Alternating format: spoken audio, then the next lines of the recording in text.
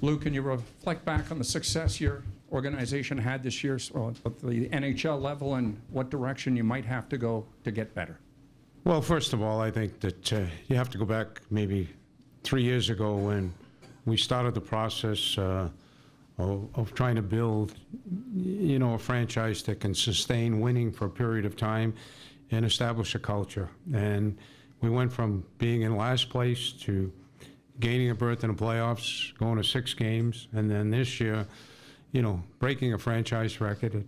Not that breaking records means anything, and having the opportunity, to play one of the best teams in the NHL, coming back from down 2 games and being able to put yourself in a position where really you had the opportunity to win and had it in your grasp and let it slip. So where the franchise is at right now is at the best state I think it can be in. I think that you always have to overcome adversity to have success. I think there's a lot of learning that goes on in it. I think there was a lot of learning in these playoffs. So the future is extremely bright. Lou, speaking of futures, there's been a lot of speculation about yours. Would you like to be the general manager of this team next season? Well, first of all, I think that speculation, Mike, is probably what you're best at. Don't take it personal. But I don't think that, part of my personality is not thinking about myself or worrying about myself or expressing, what has to do with me. So it's not anything new here than it has been in the past, and that's where I'm going to leave that. My focus is right now is doing what my responsibilities are and allowing that to take its course. Everywhere I go, I keep on hearing that the Leafs need a stud defenseman. They need a stud defenseman. Do you see it that way, or do you just see that? I'm sorry, what was the question? Do you think that this team needs to really focus on improving defense, or do you think that, generally speaking, the goal is to get better? Well, the goal is to get better. I think that there's no one position that you're ever satisfied with. It's not a hidden secret that we try to upgrade our defense, but at the expense, it wasn't the right thing to do, because when you do add, you have to subtract. And what you subtract, you have to be very careful of. So whatever area can get better, you certainly do everything you possibly can, but you just can't pull it out of the sky either. Lou, Willie Nylander's a RFA July 1st, and you can begin negotiations with the other 2 big young guys, Mitch and Austin, July 1st.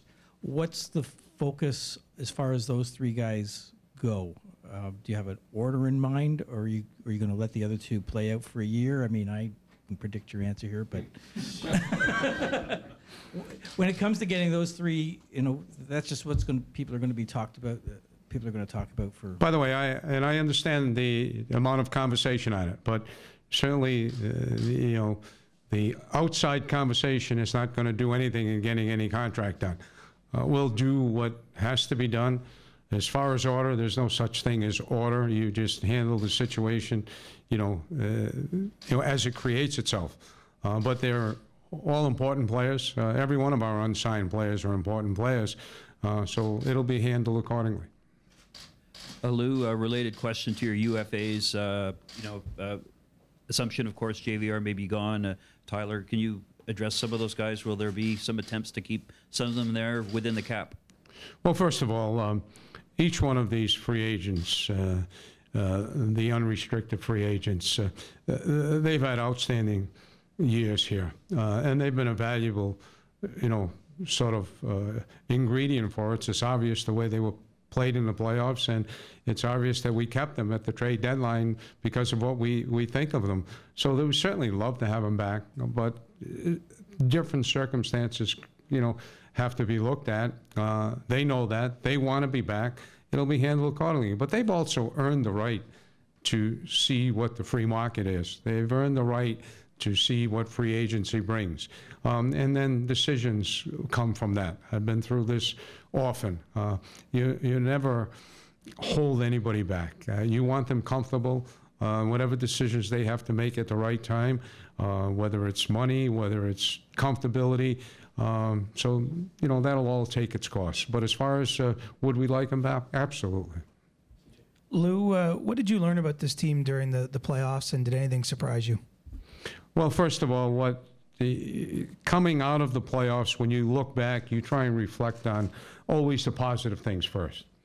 And when you're down 2 games in a series and you do not have home ice, and I've been in that several times now, and to watch the way it's handled, first of all, the coaching staff did an incredible job, outstanding job of keeping the total composure when everybody counts you out, especially when things weren't going well, and the way the team came together and the way they put a belief and a trust in each other and went out and did it. That to me was extremely impressive. And we put ourselves in a position that the pressure was on the other team for the 7th game. And we, gave ourselves a chance. Unfortunately, we did not take advantage of it. Lou, you talk about the free agents and earning the right to do what they want come July 1st. I guess you could say you were a free agent of sorts. Do you want to remain as the general manager of the Maple Leafs? Steve, I just answered that question. I don't think that what I think of personally, I just don't believe in talking about that. It's not anything inconsistent with what I've done my whole career. So how all of this comes out, I respect it, I understand it, but I just won't talk about it. We'll take 2 last questions, David. Lou, last year at this time, it seemed like the mindset around making the playoffs was one of success. And last year, Mike Babcock talked about creating a culture where when you show up in September, you know you're in the playoffs. Do you think this team's mindset has evolved past just making the playoffs as a goal and looking further on enough to ultimate bigger prizes? Well, I think if I hear your question right, do we expect to be in the playoffs every year here? Yes. That's the best way to put it. You certainly, at the beginning of the year, want to see where you're at and where the team is at. And then accordingly, you make adjustments to what, how far you should go to add, how far you should do things. But the foundation of this team should only get better and better because our most talented players are our young players. And when you're young players, you're the most talented players. The only way you can go is up, and that's the way you have to approach it. Lou, could you just confirm any plans with guys going down to the Marlies for their playoffs? And another question about Sheldon Keefe. Do you anticipate some NHL teams may come after him this summer? Well, first question, yes, Durmont and Johnson will go down. Kapanen will be going to the Worlds. It's, in our opinion, he's been asked to go, and it will help him in his development. It's the best situation, although he could have gone to the Marlies, okay? And there'll be other players going to the Worlds also. All of this is all going to be confirmed today. We've just finished with all our exit physicals, and players make that decision whether they want to go or they don't want to go for all different reasons, whether their contract status, injury status, A, B, and C. So by the end of the day, we'll have a list of everybody who will definitely be going. Sheldon Keefe, you anticipate a lot of interest in him in this coming summer? I wouldn't be surprised if there is. Okay, and until there is, there's nothing we really can, talk about. Thanks, everybody. Thanks, Lou. Thank you. Thank you, and thank you for everything throughout the year. I think that certainly you create a lot of excitement in the city, and you create a lot of things that I never even knew were happening or might have happened. And I've always said that the most valuable player from the media is the same one every year, the unknown source.